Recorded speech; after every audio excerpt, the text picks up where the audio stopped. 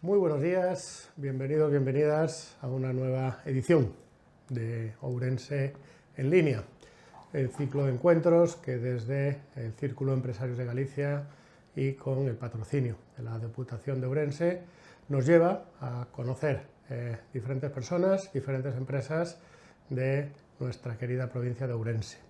Y hoy estamos en Carballiño con Martín Nogueira. ¿Qué tal, Martín? ¿Cómo estás? Todo bien. Todo bien. Martín Nogueira, la empresa Umara, una empresa que desde aquí, desde Carballiño, ahora lo conoceremos un poco más, están con un plan de desarrollo y expansión internacional en un ámbito tan particular y a la vez tan importante como es la gestión de residuos.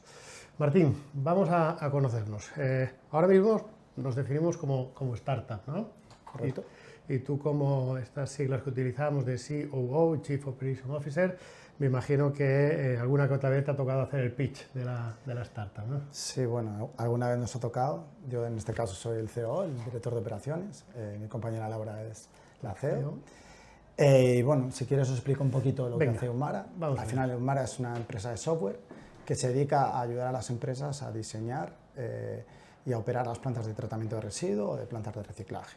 Tenemos como dos productos, uno es Umara Design, que se centra en estudios de viabilidad técnica y económica y poder hacer estudios en vez de en 4 o 5 semanas, pasar a minutos o incluso pocas horas, ¿no?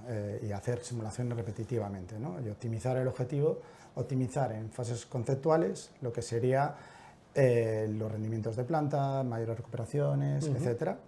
Y por otro lado tenemos Umara Operate, que es nuestra capa más digital, que lo que hace a través del motor de cálculo de Umara Design, nos conectamos a señales IoT de las diferentes instalaciones en tiempo real, analizamos y hacemos predicciones de cómo tiene que funcionar y cómo optimizar, digamos, la planta, para que así el operador de planta pues, pueda tener tiempo de tomar decisiones y no de estar enfocado en miles de Exceles inconexos y tomar decisiones. Fantástico.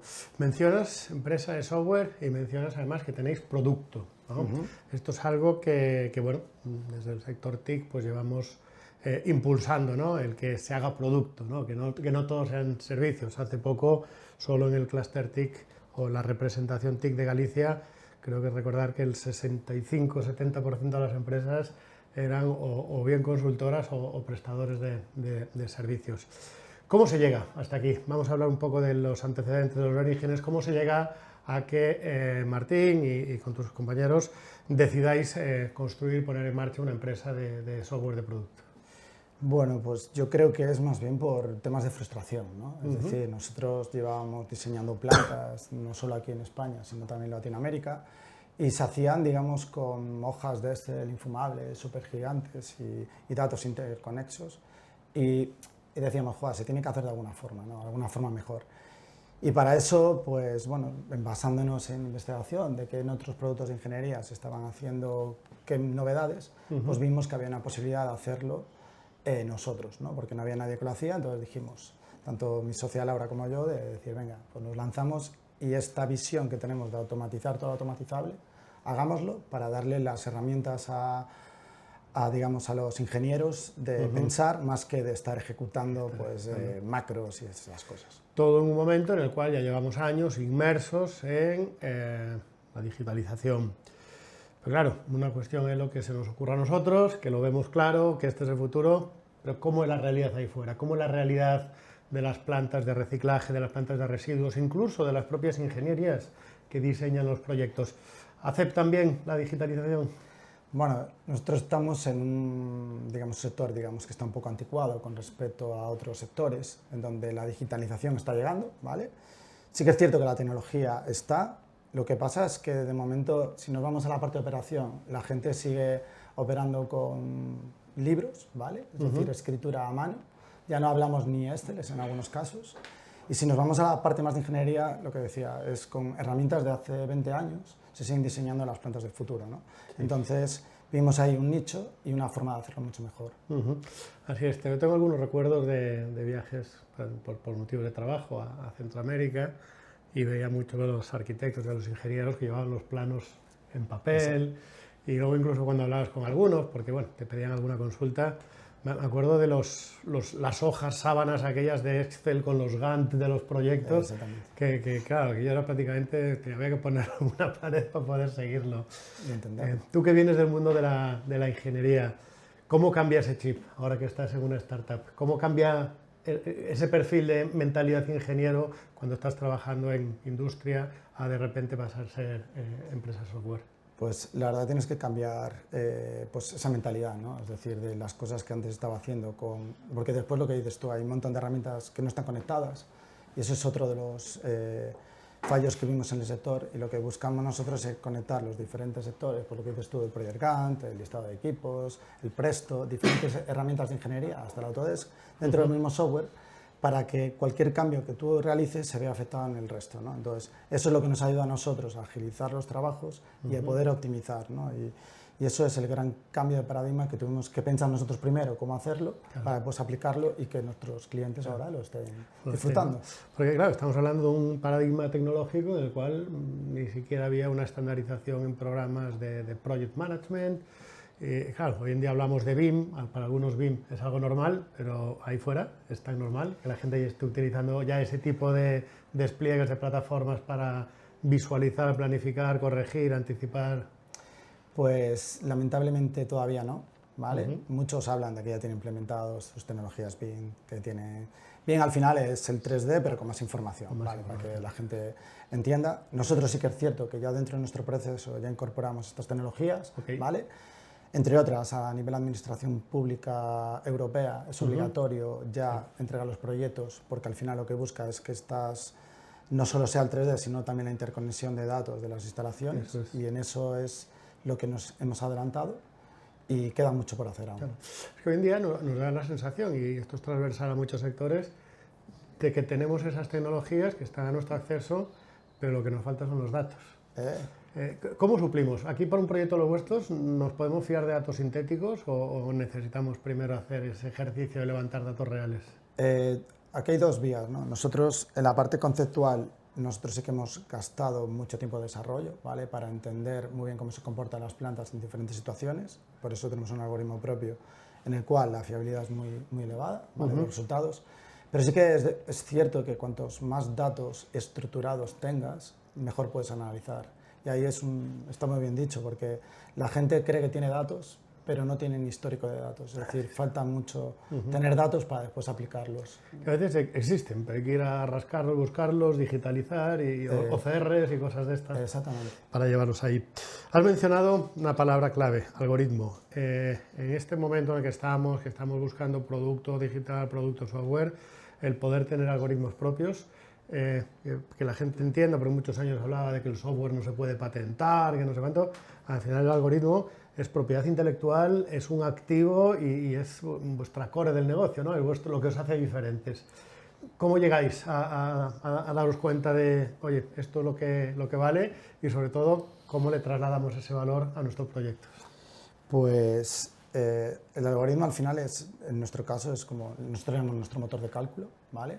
Al final es todo el conocimiento de unos expertos en residuos durante muchos años, analizando y cogiendo datos de otros expertos e integrándolos, ¿no?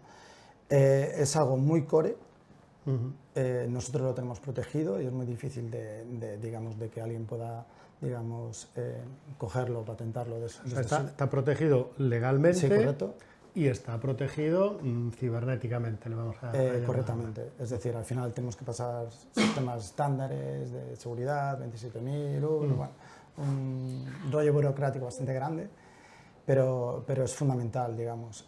Poder tener esto también nos ayuda al siguiente paso, porque la mayoría de instalaciones que nos estamos encontrando son instalaciones pues, ya antiguas y que muchas no captan datos y muchos de los equipos que hay pues, no tienen sensórica y ni la van a tener por su proceso. Y gracias al motor de cálculo nosotros los datos reales que podemos captar de las plantas los captamos y los que no los estimamos a través del algoritmo, cosa que nos hace diferenciadores en ese caso. Haces inferencia y haces prospectiva y aquí es donde entramos ya en el mundo de la inteligencia artificial, ¿no? Que está hoy tan en mano.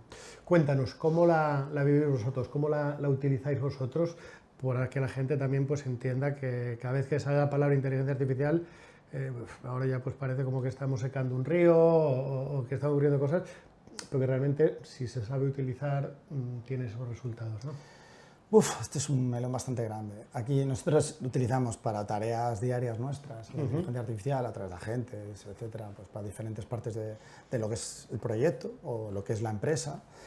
Y después a nivel interno pues la utilizamos para venta de clientes, de mejorar, digamos, pues descargables que puedas tener.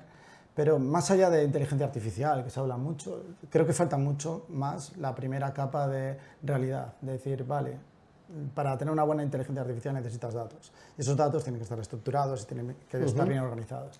Y ahí es donde nosotros nos metemos mucho, sobre todo en etapas iniciales, en captar, nutrir esos datos, estructurarlos de una forma eficiente y a partir de ahí sí que es cuando ya se puede hablar de IA. Si no es...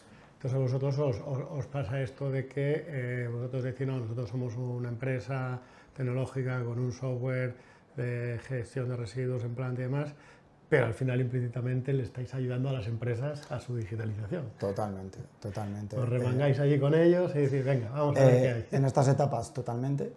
Sí que es cierto que estamos estandarizando, ¿vale?, la forma de proceder para que cualquiera pueda coger los diferentes equipos de forma agnóstica, que somos totalmente agnósticos de tecnologías, e integrarlo. Y después, dentro de nuestro sector, que me voy a tirar para mi casa, que es residuos, sí que es cierto que hay un montón de tecnologías y la tecnología ya existe dentro de las plantas. Hay mucha IA de captación de materiales a nivel de cámaras, ¿vale?, que detectan qué tipología de material, visión artificial. Eso está muy bien, te va leyendo y vas teniendo una estimación de cuál es el residuo que está pasando. Sí, para que la gente se haga la idea, es la cinta que va transportando los residuos y la cámara que va observando y te va dando información en tiempo real con una aproximación de un 0,1% de error de qué tipo de residuo qué tipo de residuo es, te lo machea, te lo clasifica con lo que tú tenés registrado y ya te dice esto para aquí, esto para allá, esto para allá. Totalmente. Y lo que no hay es esa interrelación de, vale, ahora mismo las cámaras están leyendo y es el usuario el que tiene que ir a un dashboard súper bonito, lo que sea, e ir a matarse lo que significa, cosa que no es viable, porque al final la cantidad de datos e información es inmenso y no tenemos nosotros como personas la capacidad computacional Ahí la labor del humano, para que no digamos que la IA nos quita el trabajo a los humanos, será precisamente ir mejorando y afinando ese proceso, pues de aquello que no detecte, aquello que puede tener una doble interpretación, o esa pieza que lleva mezcla de dos materiales y predomina más una que otra, ¿no? Sí, totalmente. Y al final correlacionar un montón de datos es muy complicado para nosotros a nivel mental hacerlo, pero que una IA te ayude a que tú puedas tomar tus propias decisiones. Al final nosotros somos seres humanos que tenemos una capacidad de raciocinio diferente, ¿no? Y eso nadie nos lo va a quitar. Esto un poco nos gusta mucho en estas jornadas, por eso me paro así, para que la gente entienda un poco cómo funciona. Esto al final viene a ser como el control de los aeropuertos, ¿no? Es decir, tienes una cinta, van pasando los objetos, pero solo aquellos que, en un caso sospechosos, o en este caso que no te encaja dentro de lo que tienes definido, requiere pues, que vaya una persona, lo examine y lo mire. Bien esa examinación física del objeto, o bien aquellos que te salten en el dashboard, que digan, mira, pues esto todo ok, menos este, tal, revisa eso, ¿no? Un poco el escenario de ahí. ¿Qué tal es la gente en planta? ¿Que asume bien la tecnología? ¿Le gusta? Si nos vamos también tenéis que hacer pedagogía vosotros. Sí, sí. La gente en planta es otro mundo, ¿no? Al final, lo que estamos viendo es que toda la gente en planta el día a día le come, ¿vale? Entonces no tiene tiempo más que lidiar con datos, lidiar con información, no es como su parte de prioridades porque le genera tanto estrés y tanta energía para el poco rendimiento que está sacando. Ahí es donde herramientas como Umara entra, estructura todos esos datos y lo que da no es esos dashboards bonitos que tengan que ir a analizar, filtrar, etcétera, sino ya le va dando tendencias y puede escribir pues, a un agente que hemos desarrollado, que se llama Duplantis, en el cual pues, puedes solicitar pues, la información que tú necesitas y ya te la trae. Y ya conversas con él. Y conversas con él lo que realmente necesitas sin necesidad de estarte comiendo horas y horas de información. Muy bien. A mí en los ciclos de producto me encantan esas fases iniciales de los business case y de lo que se podía hacer. Pues si hay algo que me gusta más son los casos de éxito. ¿Qué habéis conseguido hacer ya? Algo que hayáis dicho, mira, cuando llegamos esto se hacía así y ahora se ha conseguido esto, con esos indicadores para que todos entendamos para qué sirve lo que estáis haciendo. Pues mira, si nosotros nos centramos en diseño, lo que hemos acelerado es la forma en que las plantas se están diseñando. A nivel de conceptualmente, pues de tardar 4 o 5 semanas a que lo podamos hacer en horas, eso por un lado. Hemos reducido no solo los tiempos, sino las eficiencias una vez las plantas son ejecutadas en un 4 o 5% de rendimiento. Y lo mismo ahora en plantas, ya se detectan, que acabamos de empezar pues, hace poco menos de un año, lo que es la implantación en las diferentes instalaciones, y ya estamos detectando rendimientos de equipo de mejoras de 2-3%, que equivale mucho. Al final, para que os hagáis una idea, aquí que estamos en Galicia, en Sogama, son 780.000 toneladas al año que se está procesando, pues ahorrarte un rendimiento de un 2-3% de toda la instalación, lo que estás haciendo es pues, unos 6.000, 7.000 toneladas que te ahorras de, por ejemplo, mandar a vertedero y que puedes meter dentro de la economía circular, que son muchos camiones. Esto cambia mucho. Me acuerdo hace años cuando se empezaba a hablar de esto de la gestión de residuos, ¿no? Y la valorización incluso, y esas diferencias legales de lo que era residuo, de lo que era excedente. En este caso hablamos de residuo urbano, pero obviamente seguro que por esas cintas pasa mucho residuo que tiene una vida útil más allá de todo esto. ¿Cómo ves, así a nivel general, que está cambiando la mentalidad de las empresas, la mentalidad de los usuarios? Ya no hablo, Martín, como particular, sino como profesional que en el día a día veis lo que la gente desecha. ¿Crees que empieza a haber una mejor concienciación o al final precisamente cada vez decimos, bueno, como hay alguien que lo gestione, que se encarguen ellos? Pues vamos muy lentos, la verdad. Muy lentos. Es decir, en nuestra experiencia... Y ojo que decir esto no es que os quiten trabajo a vosotros. No, que para nada. Cuando yo aquí me meto en el ciudadano, es decir, la cantidad de materiales, ahora tenemos un montón de contenedores y cada vez va a haber más contenedores donde tenemos que ir separando. Y sí que es cierto que se hacen como caracterizaciones. La caracterización es un muestreo del residuo que entra en un contenedor y no se está viendo mejoras en los últimos 10 años. Al revés, en algunos puntos hasta se ve que hay una cantidad de impropios mayor y vemos la concienciación que no está llegando al punto que deberíamos. Sí que es cierto que se están tomando ahora medidas como el SDR, que al final es el depósito de los envases, que también se ha tomado en Portugal, etcétera, pero es como una penalización al usuario, decir, oye, paga primero el envase, después te lo devolvemos y lo recuperas, ¿no?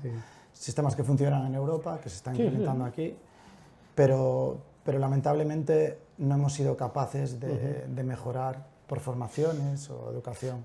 ¿Y qué puedo haber pasado? Porque yo me acuerdo, ya con las edades que tenemos, desde lo de los contenedores en casa, de diferentes colores, los contenedores en la calle de diferentes colores, los puntos verdes, el llamar al concello y que tal día te vienen a recoger a casa lo que sea.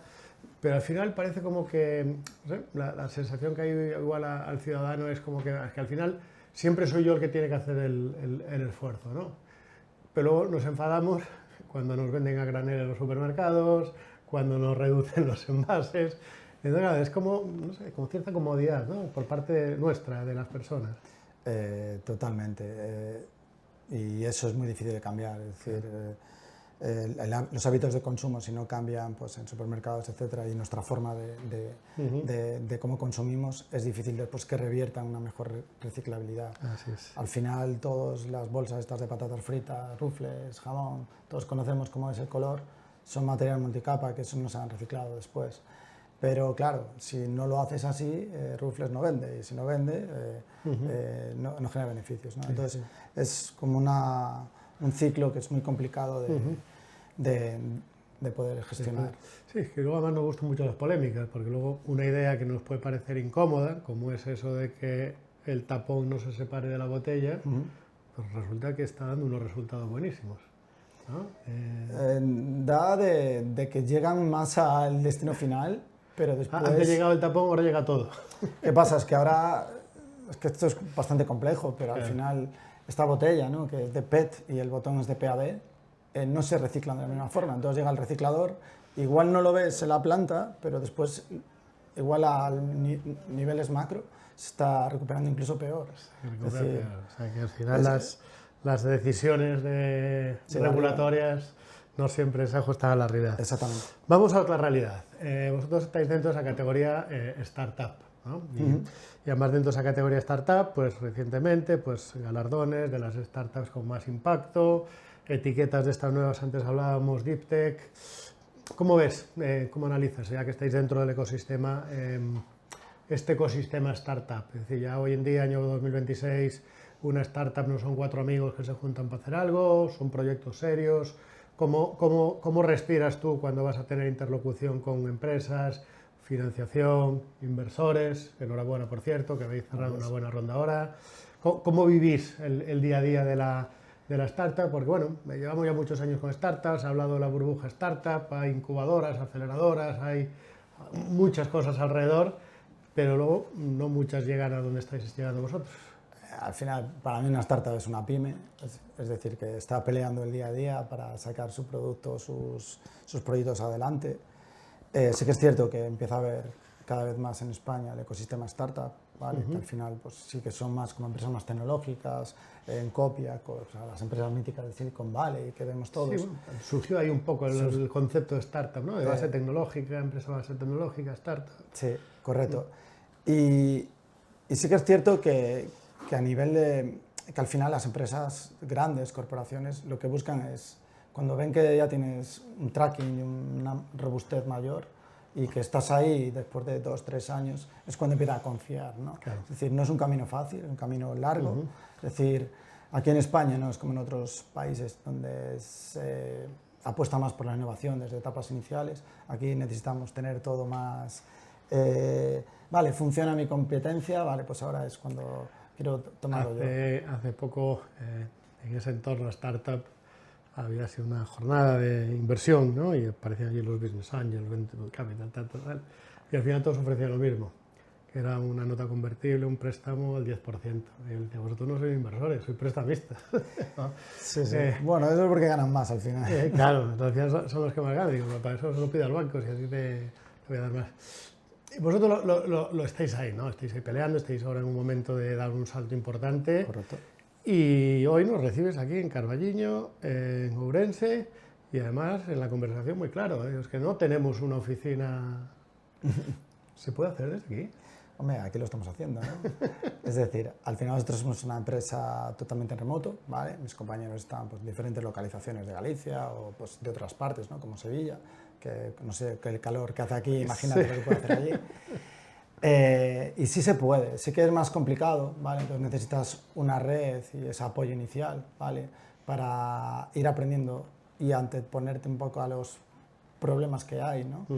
Hemos tenido suerte de gente vinculada cerca a nosotros que nos ha ayudado mucho en esas etapas iniciales. Guiño, guiño, José, que sé que estás viendo, o deberías. Y eso ayuda, digamos, como a estructurarte un poco más, ¿no? En el mundo que te estás metiendo. ¿Y se puede desde Ourense? Por supuesto. Cuando vais a negociar con un gran gestor de residuos, España, América, y os preguntan, bueno, ¿de dónde venís? Ourense, Carballiño, ¿dónde? Y dice, ¿pero ahí hacéis esas cosas? ¿Ocurre esto en las conversaciones? Sí, a ver, la gente... Nosotros somos muy expertos, ¿vale? Entonces, la gente, cuando... Este es un sector de nicho, en el cual cuando empezamos a temas de conversaciones un poco profundos, se dan cuenta de que realmente están hablando con expertos que entienden su problemática y todo lo que necesitan, ¿no? Entonces, siempre te dicen, ¿cómo desde Ourense pudisteis hacer eso? Pues, uno, que estamos un poco locos, ¿no? O inconscientes de hacerlo, y después tuvimos la oportunidad de ir aprendiendo pues, desde aquí, que también existen empresas que apoyan, digamos, este tipo de sector. ¿Algo que cambiarías del proceso de creación de haberlo nacido en Ourense aquí? ¿Alguna dificultad que te haya supuesto ese enlace perdido con medio de transporte, ese corte, ese retraso en llegar? ¿Os ha ocurrido así alguna anécdota? Ojo, también ocurre desde otra ciudad de los retrasos, ¿eh? Sí. A ver, ahora mismo... Igual el networking, no poder estar en tanto evento... Eso es lo más grande que hemos conocido. Al final Galicia Empieza a haber Startup Galicia, que está haciendo un trabajo muy grande, pero no tiene tanto apoyo y tanto alcance para tener en cada zona de Galicia. Galicia es una zona muy dispersa, como sabéis. Sí. Entonces, poder conectar con otros emprendedores para hablar de tus problemas y esas sinergias que hay entre varios es muy complicado, cosa que en ciudades como Madrid y Málaga pues, tiene un ecosistema mucho más potente. Sí que es cierto que hemos sido a ecosistemas y hemos tenido que ir fuera. Hemos estado en Google for Startups, en Seed Rocket, que cogían empresas de toda España y fuimos seleccionados en ambos casos. Pero es algo que si quieres vivir desde aquí y hacerlo, tienes que asumir esos costes de tiempo, de viajes, etc. Claro. Podemos decir eso de que nos hace más fuertes, ¿no? Pero sí. Pues también dicen, no, pues que nos hace más fuertes, pues que ahora los esfuerzos tienen que estar todos en una dirección. Dentro de ese ecosistema Galicia, vemos que hay startups, hay emprendedores, gente que comparte mucho. Vamos a tocar la pata de inversores. ¿Hay inversores en Galicia? ¿Habéis conseguido llegar a inversores? Pues en Galicia hay algún sistema de inversores y la propia Xunta de Galicia tiene sus organismos de inversión. No hemos invertido al final por ahí. Lo que hemos buscado nosotros es abrir un poco el abanico a inversores que nos puedan llevar al siguiente escalón, ¿vale? Entonces, a nivel Galicia, no es que haya mucho inversor profesional. Sí que es cierto que bueno, hay gente que está empezando a desarrollar. Y por nuestro lado, hemos tenido la suerte de poder elegir diferentes inversores, no solo de España, sino también de fuera, que tenemos inversores desde Bélgica a diferentes partes de España, lo que nos ayuda también a ver diferentes visiones, que es fundamental. Es un mensaje que lanzo mucho, ¿no? En la parte de capital de inversión. De hecho, soy un fiel defensor de la inversión privada, el capital privado, no pensar en montar startups y en desarrollo de tecnología solo basado en financiación pública, sino ir al capital privado. Y por eso lanzo ese mensaje siempre a los inversores privados que hay en Galicia, que hay muchos, family offices, gestoras, grupos patrimoniales, grupos industriales, que vean que aquí se puede invertir, bien unas estadías iniciales de tickets más pequeños, como también luego acompañarlos en ese camino, ¿no? Última pregunta de este bloque, la pregunta trampa. Si Umara hubiese surgido en Silicon Valley, ¿hubiese cambiado algo? ¿Estarías pues, en un megayate ahora? No creo, fíjate. Yo creo que también depende mucho cómo es cada persona, ¿no? Entonces, creo que la misión que tenemos seguiría siendo la misma. La forma de trabajar yo creo que también sería la misma. Sí que es cierto que el apoyo a la inversión sería mucho más sencilla. Lo hablábamos antes, ¿no? Donde aquí cuesta levantar 1 millón, ahí levantas 5 millones sin problema. Y ahí posiblemente iríamos como más acelerados, eso sin duda. Sí.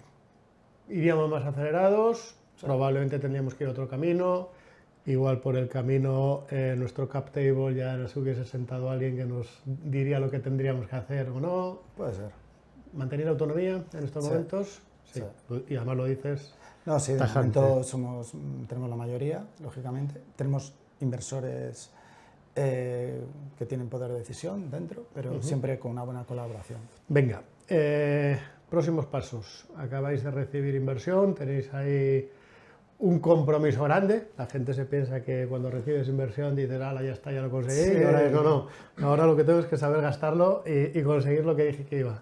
¿Qué va a pasar en los próximos, ya no te pregunto 3 años, porque esto es muy tal, en los próximos 6 meses, 12 meses?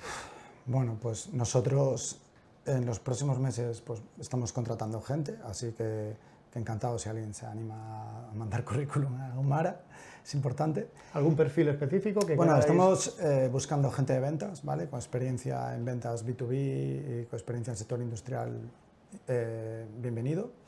Ingenieros de procesos, ¿vale? De procesos industriales para incorporarse al equipo. Y principalmente son esos perfiles que estamos buscando ahora mismo. Fantástico. Y eso es, digamos, los grandes retos, ¿no? Contratar talento es un reto importante, pero a la vez tenemos retos de escalar el producto a nivel internacional. Ya tenemos empresas que trabajan desde Italia, desde Alemania, desde Francia, desde Reino Unido, etcétera.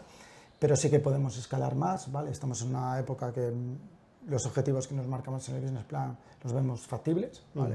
Siempre hay que ser optimista, pero yo creo que somos muy realistas nosotros. Muy bien.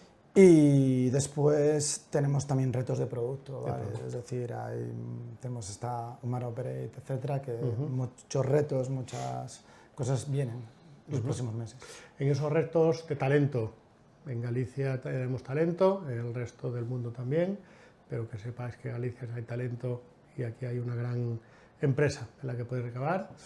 En cuanto a ese crecimiento de producto, ¿hay un ecosistema de proveedores tecnológicos aquí cercanos en los que os podéis apoyar? Ahí sí que a veces tenemos que irnos fuera. Si nos vamos a nuestro sector, a ver, nosotros tenemos servicio de servidores, SaaS, etcétera, que sí que podríamos tener algún proveedor cerca de Galicia. Ahora mismo estamos enfocados en diferentes partes en otros proveedores. Y si nos vamos a proveedores de tecnología propia de residuos, sí que ya nos tenemos que ir a empresas ya no de España, sino de fuera. Que son al final empresas en Alemania, en Austria, sobre todo que están industrializando mucho la parte de residuo, aplicando pues esas cámaras famosas de detección, ya solo detección de materiales, sino también de interpretación de flujometrías, etc. Porque sí que es cierto que si bien tenemos una industria potente en gestión de residuos en España, en Galicia mismo, mencionábamos Ogama, puede ser Valtal y Ourense, no existe ese desarrollo de tecnologías propias de, ¿no? No, y eso pasa mucho en España. En España es todas estas grandes empresas que pueden estar impulsando, digamos, sobre esa inversión o administraciones, lo que buscan es que la tecnología ya esté más que probada para decir, venga, ahora tomo el riesgo cuando no hay riesgo. Cuando ya no hay riesgo. Entonces, eso sí que notamos que falta ese toque de riesgo. Y después, algo curioso, que es nosotros, siendo gallegos, todos nuestros clientes son fuera de Galicia. Wow. ¿Vale? Es decir, nos ha costado más llegar a hablar con gente de Galicia, ¿vale? De hablar, ya no digo de presentarle lo que hacemos, que con gente de Madrid, Barcelona, grandes empresas que dices tú, ¿por qué es esto? ¿No? Yo creo que es nuestra mentalidad gallega de, primero nos guardamos todo y ya cuando las cosas sean más maduras. Me suena. Y eso es malo, porque hace que, ya no digo por empresas como la nuestra, que tenemos capacidad de salir fuera, sino de ir un poco a la vanguardia, ¿no? Siempre quedamos un poco atrás. Así es. Me suena, porque bueno, viniendo también del ámbito tecnológico y de producto, ahora lleva 10 años fuera, llevo 6 meses diciendo, bueno, vamos a orientar el negocio aquí y me está costando cerrar algo aquí y me están volviendo a salir oportunidades fuera y digo, joder, voy a tener que volver a viajar. Ahora jugamos quizás con una ventaja, o no sé si es ventaja, y es Europa, ¿no? Siempre digo, y perdón si a alguien le sienta mal, en Europa lo que vamos a ser competitivos en el mercado global es en regulación, porque sabemos crear unos entornos muy regulados con sus cuestiones buenas de seguridad, protección, etc. Pero claro, esto afecta directamente a no solo cómo desarrollamos producto tecnológico, sino también luego cómo lo llevamos al mercado. ¿Cómo es vuestra convivencia con esa regulación en donde vosotros además tocáis regulación propia de gestión de residuos, regulación propia de cuestiones relacionadas con inteligencia artificial, con seguridad del dato, NIS 2, las ISO, certificaciones? Ahora el otro día Francia decía que en Francia ya no se va a certificar ningún producto software que no cumpla ya con los estándares nuevos de la migración postcuántica, que es algo súper interesante, pero que va a tardar todavía 3 años. Pues para nosotros es un dolor. Es un dolor, sigue siendo de la burocracia. Y aparte que no, hay mucha legislación, mucha burocracia, pero no se adapta a la velocidad que se adapta a los cambios. Claro. Es decir, ahora ha habido una revolución en los últimos meses brutal de las IAs, de generativas, de LLMs, etcétera, y no sabe ponerse de acuerdo, digamos, la Unión Europea, las legislaciones hacia abajo, de cómo adaptarse a eso. Entonces, eso no estamos, a mí me da mucho miedo de que Europa no sea capaz de adaptarse por su propio sistema burocrático. Sí. Es un problema muy grande para todos nosotros, porque se desarrolla primero la directiva y el reglamento, se implementa la IA 2 de agosto, pero todavía no están desarrollados los mecanismos de evidencias y reporting. Con lo cual es como... Sí. Al final son cada vez más trabas, ¿no? que hay. Venga, vamos a ir concluyendo. Preguntiñas de estas que nos ayudan a conocerte un poco mejor. Venga. Yo en este rol de entrevistador tengo que ver mucho programa de televisión y como lo hacen ahí, pues vamos a hacerlo. El picadito, ¿no? De Javier Corona, ¿no? El picadito. No sean las de Broncano. Creo que no, creo que no. Bueno, Martín, una palabra para definir Galicia. Galicia, salvaje. Salvaje, bien. Me encanta. ¿Te gusta la lectura? No leo tanto como me gustaba mucho y sí que es cierto que leo muchas cosas, pero no libros en sí. ¿Alguno quizás que te haya marcado, que puedas tener ahora mismo? ¿Algún libro? Hay uno que me gusta mucho y que leí un par de veces, que es de Daniel Carnegie, que es cómo hacer amigos e influenciar en las personas. How to make friends and influence people. Exactamente. Muy buena. Un empresario, empresaria o emprendedor, emprendedora que puedas tener como referencia, que digas, oye, esta persona me inspira, para lo bueno y para lo malo. Hostia, perdón. Pues me sale uno y lo voy a decir, y no es pelota, pero a mi cofundadora, me parece, Laura, me parece que es un ejemplo, no solo para mí, ¿no? Como compañero, y ver todas las trabas que hay y cómo lanza adelante todo, sino también como ejemplo para nuevos jóvenes y que quieran, digamos, impulsar. Me parece una crack, de verdad. Perfecto. Una tecnología que cambiará el mundo en los próximos años. Pues yo creo que la estamos viendo ya. Creo que estamos en una revolución ahora mismo. El tema de la IA, sin duda, es una revolución que está, no es aquello de hace 10 años que hablábamos, sino que ya está cambiando la forma de trabajar, agentes, sistemas dobles de una IA con otra, mejoras en muchos sectores, sanidad a través de IAs, robótica, ¿vale? Va a haber un montón de robótica computacional, cuántica, es decir, viene creo que un cambio de la forma, otro cambio revolucionario y hay que irse adaptando. Va a costar, pero hay que adaptarse. Además, a diferentes velocidades, incluso gente que estamos en el mismo territorio, ves las diferentes velocidades de adaptación y es brutal. ¿Un hábito que practicas para poder mantener la energía, el foco? Hábito. ¿El deporte va bien o...? Bueno, iba bien antes y ahora va menos. Sí que es cierto que sigo jugando ahí al fútbol, ahí no me retiro, con mis amigos ahí veteranos. Pero para mí es fundamental la familia. Tengo una familia increíble, tengo unos chiquillos y una mujer espectacular y me encanta pasar el tiempo con ellos. A mí eso me libera de cualquier cosa. Y el Mundial me encanta, ¿eh? Por cierto, a día de hoy ganamos ayer a Portugal. Eso es, esto es en streaming, que lo sepáis todos, pero empresas gestoras de residuos de Portugal. Tenéis aquí un gran proveedor. Exactamente. Tenemos cliente portugués. Tenéis cliente portugués. Exactamente. Perfecto, Martín. Me ha gustado mucho, así que creo que voy a volver dentro de 5 años. Bien. ¿Qué me voy a encontrar? Dentro de 5 años, pues te encontrarás a una empresa mucho más asentada dentro del sector. Será la referencia y seguramente la estandarización de cómo se hacen tanto el diseño de plantas y el sistema operativo, que me gusta llamarlo, de las plantas de residuos, ¿vale? Y estaremos hablando desde seguramente una oficina en Carballiño. Carballiño. Sin duda. En algún pazo de estos que hay por aquí. Sí, del Ribeiro ahí, en plan, y con una pulpera ayudándonos un poco. Fantástico, fantástico. Pues oye, Martín, muchísimas gracias. Nada, a vosotros. Ha sido una conversación creo que muy interesante, muy amena y que además, pues en este espíritu de Ourense Círculo, es acercar a la autenticidad y a las oportunidades que hay aquí en Ourense, que el Círculo de Empresarios de Galicia también detecta este nuevo perfil de empresas y de empresarios y que queremos conectar, porque has mencionado varios aspectos que hace unos meses podía estar en una charla de Y Combinator y estábamos hablando el mismo lenguaje, con lo cual está muy bien irse fuera, explorar, conocer, aprender, pero que sepamos que desde aquí también se puede. Y como nosotros hay bastantes en Galicia, todos dispersos, pero peleando todos. Pues nada, habrá que organizar aquí un evento para tenerlo. Startup Galicia, no te atesta. Perfecto, Martín. Muchísimas gracias por tu tiempo. Muchas gracias. Gracias, chicos. Muchas gracias a todos y seguir atentos a Círculo.gal, que aunque ahora venga el verano y estas cosas, seguiremos programando, que nos espera una recta final de año muy interesante. Nos vemos pronto, gracias.